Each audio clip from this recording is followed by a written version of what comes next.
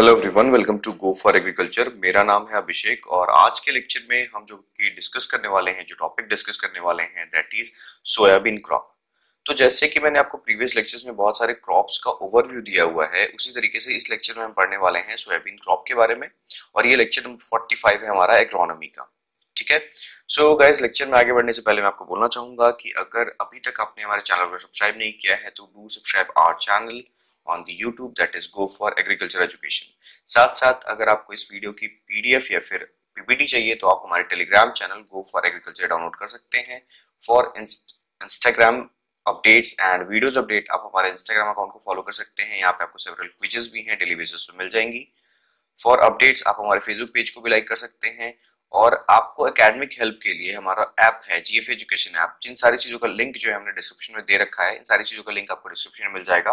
वहां से आप हमारे ऐप को भी डाउनलोड कर सकते हैं। इवन आप हमारे डिफरेंट सोशल मीडिया नेटवर्क्स को भी ज्वाइन कर सकते हैं। So guys, let's start the video. जैसे मैंने आपको बताया कि आज के लेक्चर में हम डिस्कस करने वाले हैं सोयाबीन क्रॉप के बारे में।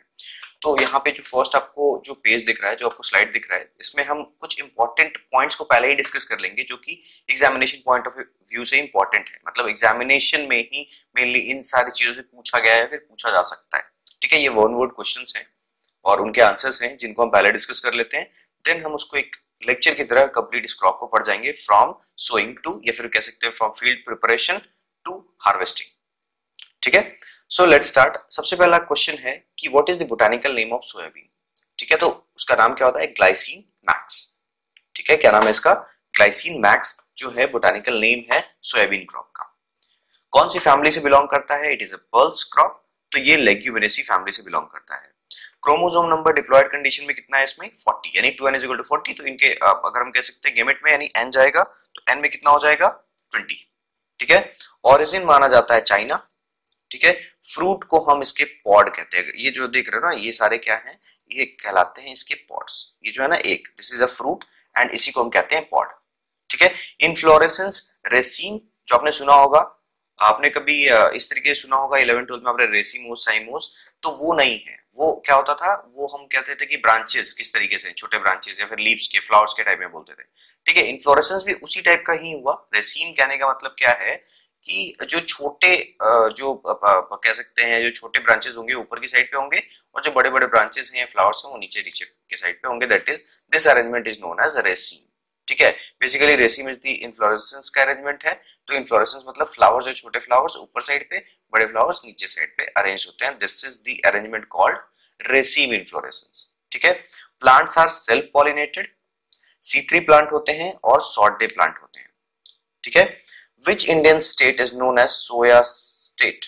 तो इसका आंसर है मध्य प्रदेश। मध्य प्रदेश को सोया स्टेट कहा जाता है। ठीक है, सबसे ज्यादा प्रोडक्शन जो है वो इंडिया में मध्य प्रदेश में है। ठीक है, directorate of soybean research is located in Indore, जो कि मध्य प्रदेश में ही है, और उसको स्टैब्लिश किया गया था 1987 में। ठीक है, in which crop was the first applied BT in the world. तो सोयाबीन क्रॉप है जिसमें सबसे पहले बीटी अप्लाई किया गया था। ठीक है, black colour in soybean seed is due to anthocyanins. आप देखोगे छोटा छोटा ये रीजन दिख रहा है जो आपको ब्लैक कलर में, ये जो रीजन है वो एंथोसाइनिन्स की वजह से होता है। सोयाबीन में ऑयल कंटेंट कितना है? 20%। प्रोटीन कंटेंट जो है आप देख लो सबसे ज्यादा 40 to 42%। समझा है? कहने का मतलब आप 100 ग्राम अगर सोयाबीन कंज्यूम कर रहे हो तो आपको 40 ग्राम क्या मिलेगा? प्रोटीन मिलेगा। ठीक है, next is the sowing time. Generally इसको सो करते हैं हम 25 मतलब 25 जून से लेके 5 जुलाई। तो कह सकते हैं कि सेकेंड फॉरनाइट ऑफ जून या फिर last fortnight of June to first fortnight of July. कह सकते हैं एक रेंज क्या है? 15 जून के बाद, ठीक है, और 15 जुलाई के पहले। ठीक है, तो ये एक मंथ का जो टाइम है, बेसिकली यहाँ 10 दिन ही दिख रहा है आपको। तो ये जो टाइम है it is best for sowing for the soybean crop. I hope ये जो बेसिक पार्ट है आपको समझ में आ गया होगा। ठीक है, सोयाबीन जो है आपने इसको पल्स के फॉर्म में, डायरेक्ट हम इसको पल्स के फॉर्म में भी कंज्यूम करते हैं, या फिर आपने न्यूट्रेला का नाम सुना होगा। ठीक है, वो इसी सीड से बनाया जाता है। ठीक है, तो ये जो है दिस इज सोयाबीन सीड्स। ये कहाँ लगते हैं? पॉट्स के अंदर में। आप देख रहे हो ये ग्रीन ग्रीन ही है अभी। जब ये हार्वेस्ट किया जाता है तो ये इस कलर का आपको पॉट के अंदर में सीड दिखता है। ठीक है, और ये यहाँ पे हमने दिखाया पॉट किस तरीके से प्लांट पे लगा हुआ है। आई होप ये वाला जो बेसिक पार्ट था, जैसे क्वेश्चंस बनाए जा सकते हैं, हमने वो डिस्कस कर दिया पहले स्लाइड पे। और आई होप ये वाला जो चीज है वो क्लियर हो गया होगा। नेक्स्ट मूव करते हैं इनकी वेराइटीज पे। ठीक है भाई, यहीं भी बहुत सारी चीजें डिस्कस करने वाले हैं। तो मेनली जो सोयाबीन की वेराइटीज हैं वो है 3, CO1, CO2 एंड CO3। तो CO3 को CO तो बोलते ही है, SOY भी लगाया गया है, दैट इज सोयाबीन को रिप्रेजेंट कर रहा है 3। 3 वेराइटीज हैं। ठीक है, तो इसमें सबसे पहले बात करेंगे ईयर ऑफ रिलीज, मतलब इनको कब बनाया गया था, 1980 में, 1995 में और 2005 में। तो सबसे लेटेस्ट कौन है, CO3। ठीक है, ड्यूरेशन अगर हम बात करते हैं तो ये 90 से 100 डेज का है। ठीक है, ये 80 से 90 डेज, ये 90 टू 100 डेज का। फ्लावरिंग मतलब 50% ऑफ फ्लावरिंग कब हो जाती है इन 3 वेराइटीज में, 37 डेज, मतलब half of the flower, let's suppose 100 plant है तो मान के चलते हैं 50, एग्जैक्ट 50 नहीं, हम मान के चलते हैं अप्रॉक्स जो 50% जो फ्लावरिंग है वो 37 डेज में मिल जाती है। इसमें 30 टू 40 डेज में, इसमें 39 टू 41 डेज, अप्रॉक्स आप देखो तो लगभग सेम ही है। ठीक है, ग्रेन यील्ड के बारे में अगर हम बात करते हैं तो अलग अलग कंडीशन में रेनफेड में कुछ अलग मिलेगा, इरिगेटेड में कुछ अलग मिलेगा। ठीक है, तो रेनफेड में आप देख सकते हो, ठीक है, इरिगेटेड में आप देख सकते हो। क्लियर, अलग अलग वेराइटीज की है तो आप यहां देख लो। ठीक है, यहाँ पे तो कुछ है ही नहीं। जो हम बात करेंगे हाइट, प्लांट हाइट के बारे में, तो दैट इज अगर हम सेंटीमीटर में बात कर रहे हैं प्लांट हाइट, तो ये 58 सेंटीमीटर, ये 30 टू 40 सेंटीमीटर और ये 53.5 सेंटीमीटर। तो ये एवरेज निकाला गया है हाइट प्लांट्स का लेके। तो जो CO2 वैरायटी थी ना वो क्या थी, थोड़ी छोटी थी। ठीक है, ब्रांचेस बात करें तो इनमें 6 ब्रांचेस, इसमें नहीं है। ठीक है, ब्रांचेस नहीं है, इसमें क्या है 5 टू 6 ब्रांचेस। फ्लावर कलर अगर हम बात करें तो CO1 का जो फ्लावर कलर होता है दैट इज पिंक कलर, ये पिंक टू पर्पल कलर होता है, ये होता है pink colour. Colour of grain cream colour, जैसा आप अभी जस्ट जो देख रहे थे दैट इज क्रीम कलर। क्या येलो क्रीम कलर है, तो ये CO1। ठीक है, नेक्स्ट अगर हम बात करते हैं तो ये है क्रीमी येलो कलर और creamy yellow colour with brown hilum. Hilum क्या होता है, जिस जगह से पॉड कनेक्ट सीड जो कनेक्टेड होता है पॉड के अंदर में, लेट्स सपोज ये एक पॉड है तो इसके अंदर में सीड जो है ना, सीड जिस जगह से कनेक्टेड है that is called hilum position. ठीक है, तो कलर ऑफ ग्रेन हमने देख लिया। 100 सीड का जो वेट होता है जिसको हम लोग क्या कहते हैं, अच्छा 1000 सीड के वेट को हम लोग क्या कहते हैं, दैट इज टेस्ट वेट। ठीक है, टेस्ट वेट कहा जाता है 1000 सीड के वेट को। ठीक है, तो अलग अलग क्रॉप के लिए तो हम लोग टेस्ट वेट जानते हैं। यहाँ पे 100 सीड्स के लिए दिया गया है ग्राम में, तो 12.5 ग्राम 100 सीड्स का होता है CO1। CO2 अगर वैरायटी है तो वो 13 से 14 ग्राम का होगा, और अगर CO3 वैरायटी है दैट वो हो जाएगा 10.9 से लेके 11.75 ग्राम। आई होप ये जो वैरायटी वाला पार्ट था वो क्लियर हो गया होगा। नेक्स्ट अब मूव करने वाले हैं इनकी प्रैक्टिस पे, यानी फील्ड प्रिपरेशन किस तरीके से करना है, ये सारी चीजों को हम डिस्कस करने वाले हैं, यानी management of the field operations जो है अब हम डिस्कस करेंगे। तो सबसे पहले आप देखिए कोई भी क्रॉप है तो सबसे पहले इसमें हम क्या करते हैं, सबसे पहले हम करते हैं फील्ड प्रिपरेशन। ठीक है, तो फील्ड प्रिपरेशन के लिए क्या जरूरी है, prepare the land to get the fine tilth. ठीक है, फाइन टिल्थ चाहिए, हमें याद रखना है फाइन टिल्थ चाहिए, and form beds and channels, हमें बेड्स एंड चैनल्स बनानी है। ठीक है, next is the seed rate. ठीक है, सीड रेट क्या है, मतलब अगर हमने फील्ड प्रिपेयर लेट्स सपोज कर लिया है तो किस रेट से हमें सीड डालना है। तो तीनों वैरायटीज में अगर ध्यान दीजिए तो CO1 80 kg per hectare, optimum plant population कितना मिलता है हमें, 6,66,000 पर हेक्टेयर। ठीक है, CO2 दैट इज इरिगेटेड, तो क्या मिलता है, दैट इज प्योर क्रॉप अगर हम बात करें तो वो 60 से 70 kg per hectare. Inter crop में मतलब अगर आपने सोयाबीन के साथ साथ अगर कुछ लगा भी रखा है, ठीक है, तो वो 25 kg पर हेक्टेयर हमें मिलेगा।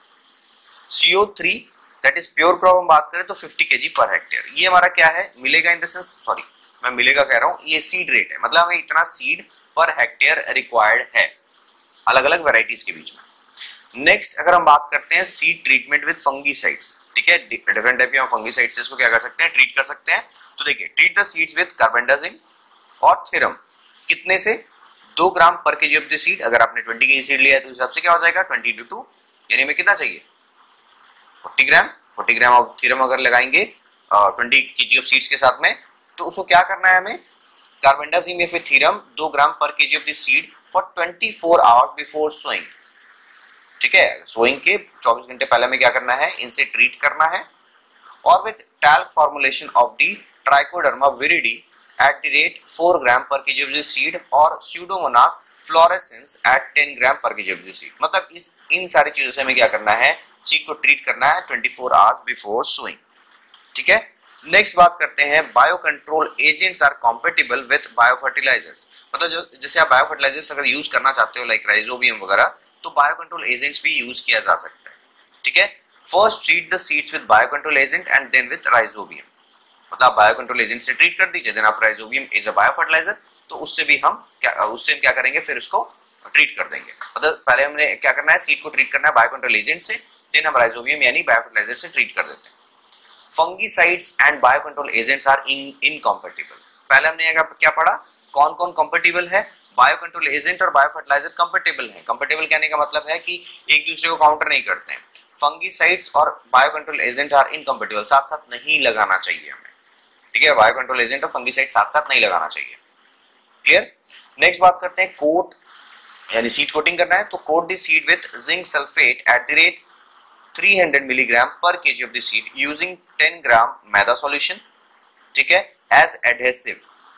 ठीक है, एडहेसिव मतलब चिपकाने के लिए, सीड के ऊपर कोटिंग करनी है ना, तो हम एज एन एडहेसिव क्या यूज करते हैं, 10% मैदा सॉल्यूशन। ठीक है, या फिर ग्रुएल लिखा हुआ है। ठीक है, अब देखो यहाँ पे क्या लिखा है हमने, ग्रुएल। वेट,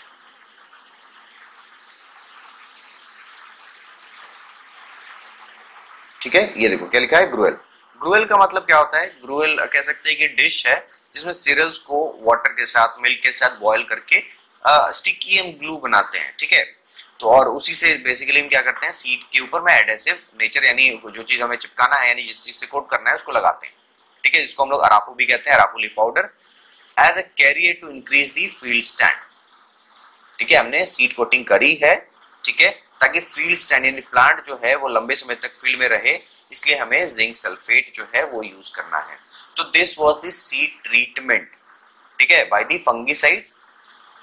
नेक्स्ट बात करते हैं seed treatment with bio fertilisers. हमें बायो फर्टिलाइजर से भी करना है, तो treat the seed at least 24 hour before sowing. मतलब बायो फर्टिलाइजर से भी हमें 24 घंटे पहले, सोइंग के 24 घंटे पहले इसको बायो फर्टिलाइजर से ट्रीट करना है।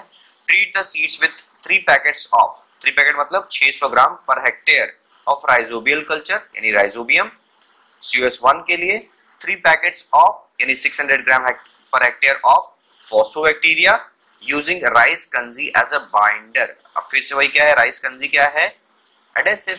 राइस कंजी भी क्या होता है, पानी के साथ हमने राइस को थोड़ा सा क्या कर दिया, उबाल दिया है और चिपचिपा से बना लिया, ताकि जो सीड के ऊपर जो कोटिंग कर रहे हैं इन राइजोबियल कल्चर वगैरह का वो या फिर फॉस्फोबैक्टीरिया का वो चिपक जाए उसके ऊपर में। If the seed treatment is not carried out, अगर हमने सीड ट्रीटमेंट नहीं किया है, then apply 10 packets of rhizobium. ठीक है, 10 पैकेट ऑफ राइजोबियम कहने का मतलब कितना हो गया, 200 ग्राम per hectare, and 10 packets of यानी 200 gram of phosphobacteria with 25 kg of FYM and 25 kg of soil before sowing. ठीक है, क्या करना है इसमें, बात समझिएगा। हमें 2000 ग्राम राइजोबिया लेना है यानी 10 पैकेट, 2000 ग्राम यानी 2 kg हो गया, 2 kg क्या लेना है, फॉस्फोबैक्टीरिया लेना है, 25 kg हमें FYM लेना है, 25 kg सॉइल लेना है, इनको मिला देना है और इसको पर हेक्टेयर पे इतना को हम पूरे को क्या करेंगे, 1 हेक्टेयर लैंड में पूरा स्प्रेड कर देंगे। ठीक है, ये हमारा बायो फर्टिलाइजर का ट्रीटमेंट हो गया। Dry the bacterial culture treated seeds in this set for 15 minute before sowing. अब हमने ये जो ट्रीटमेंट किया है ना, राइस कंजी बाइंडर हमने किया, तो उसको क्या करना पड़ेगा, यानी बैक्टीरियल कल्चर जो है, जो जिस सीड पे हमने बैक्टीरियल कल्चर लगा दिया है उसको से ड्राई करना है, यानी कि धूप में आप ड्राई कर दो। से ड्राई मतलब छांव में इसको 15 मिनट के लिए क्या करेंगे, सूखने दे देंगे और उसके बाद उसको जाके हम सो कर सकते हैं। तो this is the seed treatment with bio fertiliser. Next बात करते हैं हमें फर्टिलाइजर एप्लीकेशन कैसे करना है इनमें। तो apply 20 kg of nitrogen, 80 kg of phosphorus and 40 kg of potassium, यानी 2 0 8 0 एंड 4 0। तो अगर रेशियो देखोगे तो 1:4:2 ये रेशियो है। तो 1:4:2 यानी एनपीके का रेशियो जो है पर हेक्टेयर हम इसको इतना यूज करते हैं। और फिर 40 kg ऑफ सल्फर, अब सल्फर का सोर्स क्या है, दैट इज जिप्सम। ठीक है, यानी 220 kg पर हेक्टेयर हम यूज करते हैं जिप्सम, ताकि हम एज अ सल्फर भी दे पाए फील्ड में। ठीक है, as a basal dose dressing. Basal dose में हमें मतलब सबसे पहला जो अप्लाई करना है वो इतना नाइट्रोजन, फॉस्फोरस एंड पोटेशियम को अप्लाई करना है। Soil application of 25 kg of zinc sulphate per hectare under irrigated condition. मतलब अगर आप पानी डाल के, मतलब पानी अब डाल रहे हो, रेनफेड कंडीशन नहीं है, इरिगेटेड कंडीशन में हमें सॉइल में 25 kg ऑफ जिंक सल्फेट पर हेक्टेयर ऑफ द लैंड भी यूज करना है। क्योंकि देखिए जनरली हम इंडियन सॉइल्स को जानते हैं ना, Indian soils are zinc deficient, तो हमें जिंक डालना भी चाहिए। हर 2-3 साल में अपने फील्ड में हमें जिंक का यूज करना चाहिए, ठीक है। Next, foliar spray of NaA। NaA क्या है? It is a type of oxygen, ठीक है। मतलब क्या है? NaA का फुल फॉर्म क्या होगा? 1 नैप्थलीन एसिटिक एसिड। मैं यहां लिख देता हूं 1 नैप्थलीन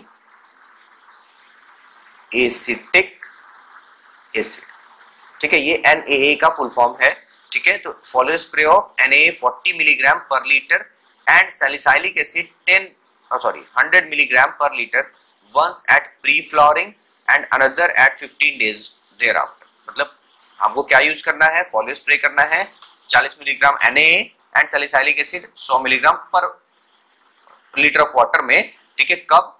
फ्लॉरिंग के पहले, और जब आपने पहला डाला ना उसके 15 दिन बाद फिर से, ठीक है। Foliar spray of DAP diammonium phosphate यानी 20 ग्राम पर लीटर और urea 20 gram per litre once at flowering and another 15 days after. कहने का मतलब है कि हमें 20 gram per litre of DAP और urea 20 gram per litre use करना है। कब? फ्लॉरिंग पे, और फिर उसके 15 दिन बाद। तो ये हमने देखा फर्टिलाइजर एप्लीकेशन। इसमें एक पॉइंट और है। सो ये जनरली फर्टिलाइजर हम किस तरीके से यूज कर रहे हैं उसके बारे में बात कर रहे हैं। नेक्स्ट क्या लिखा हुआ है? Apply 20 kg of nitrogen, 80 kg of V2O5 and 40 kg of K2O as per 40 kg of land। Sulphur के लिए जिप्सम, जो हमने पहले ही बात कर लिया है, एज अ बेसल ड्रेसिंग में हम इसको यूज करते हैं, ठीक है। पहले हमने बात कर लिया था। ये देखिए इसका फील्ड प्रिपरेशन दिखाया गया है सोयाबीन का। यहाँ पे रिजेस एंड फरोज यानी पानी के लिए हमने चैनल भी बनाया है, ठीक है। नेक्स्ट बात करते हैं सोइंग कैसे करना है। सोइंग के लिए dibble the seeds at the depth of 2 to 3 centimetre, ठीक है। डिबल मतलब लैंड में हमें मान लीजिए एक लकड़ी अब ले लीजिए, लकड़ी से आप क्या कीजिए? छेद बनाते जाइए, मतलब गड्ढे बनाते जाइए यहाँ पे, क्लियर। कितने सेंटीमीटर का? 2 से 3 सेंटीमीटर का। और उसमें आप क्या कर सकते हैं? वहां पे सीड, मतलब seed, this is called dibbling, ठीक है। उसमें सीड हम डालते चले जाएंगे, ठीक है। ईरोड डिस्ट्रिक्ट में सोयाबीन प्लस कैस्टर, ठीक है, लगाया जाता है like 60 centimetre apart. Cropping system जो है वो नेट, मतलब हाई नेट रिटर्न देता है। अगर ये क्रॉपिंग सिस्टम यानी सोयाबीन प्लस कैस्टर अगर हम यूज करते हैं तो इससे हमें हाई रिटर्न मिलता है, ठीक है। तो this is the sowing part of soybean. Next, water management, ठीक है। वाटर मैनेजमेंट कैसे करना है? तो आप 2 कंडीशन हो जाएगा। आप कहाँ पे कर रहे हो?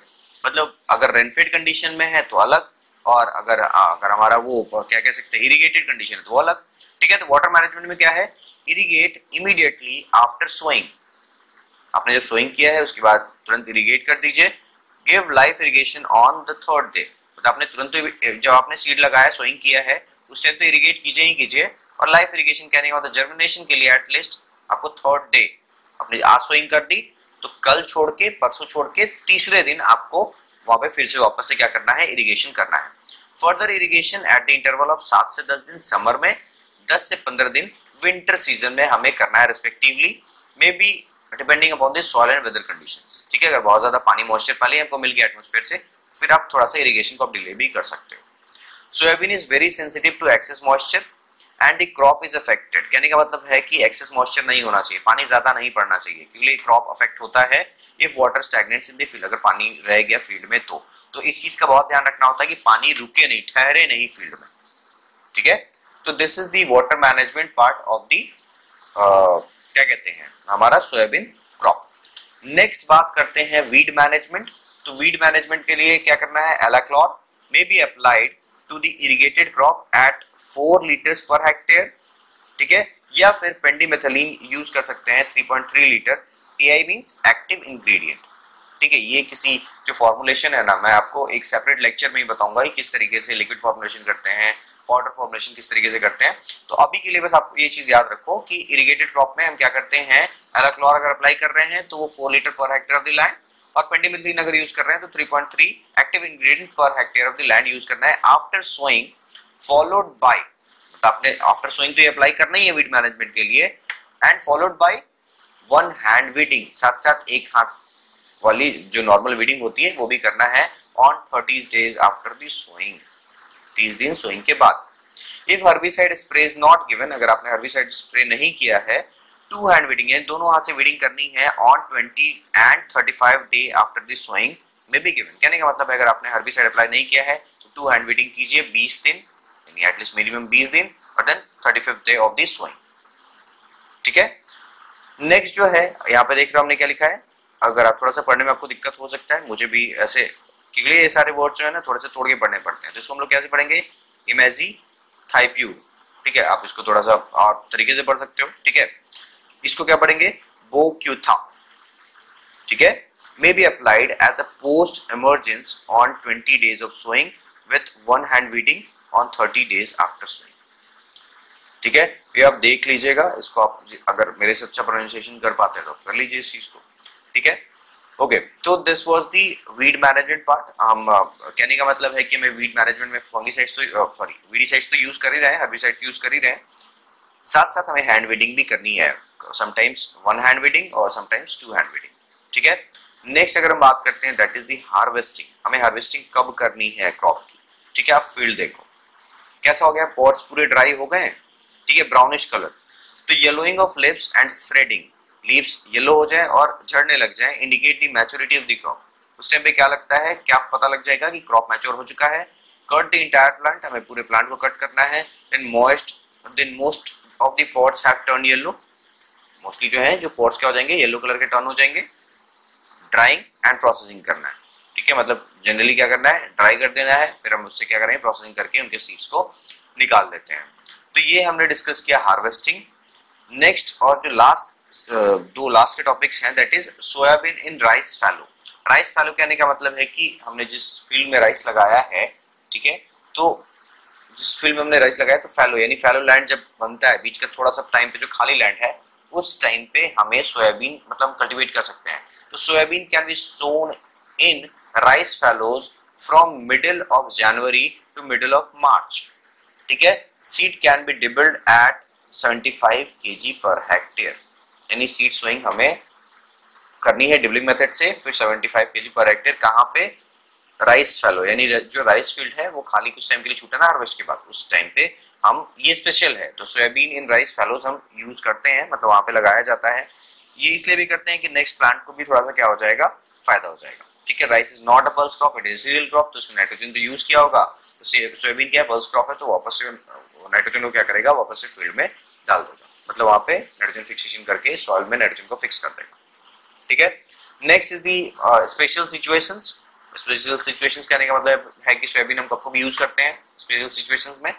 Optimum time of sowing of soybean like CO1 CO2 अगर बात करें तो second fortnight of June in kharif season में, सेकंड फॉरनाइट ऑफ खरीफ में हम करते हैं। इंटरक्रॉपिंग ऑफ सोयाबीन, ठीक है, CO2 in sugarcane is recommended for north western zone. Intercropping of soybean in coconut gardens of more than 10 year is recommended. ठीक है, coconut garden में भी लगाया जा सकता है। वर्मी प्लेटिंग 50 ग्राम पर kg and adopting spacing of 30 to 10 centimeter and 2 foliar spray of 2% DAP during flowering is recommended to achieve higher yields। तो ये कुछ स्पेशल सिचुएशन या कह सकते हैं स्पेशल पॉइंट्स हैं सोयाबीन के लिए, जो कि मे बी आप उतना अगर याद रखते भी तो चलेगा, ये बहुत ज्यादा इंपॉर्टेंट नहीं है। ठीक है, तो ये हो गया special situation of the soybean. ये 3 टॉपिक है, क्रॉप प्रोटेक्शन यानी soybean crop protection, paste of the soybean and disease of the soybean, जो कि मैं आपके साथ में प्लांट जो हम पढ़ते हैं ना एंटोमोलॉजी, वहां पे क्रॉप वाइज जब हम पढ़ेंगे पेस्ट, तो वहां पे इसके साथ हम आपको डिस्कस करेंगे सोयाबीन क्रॉप को लेके अलग से।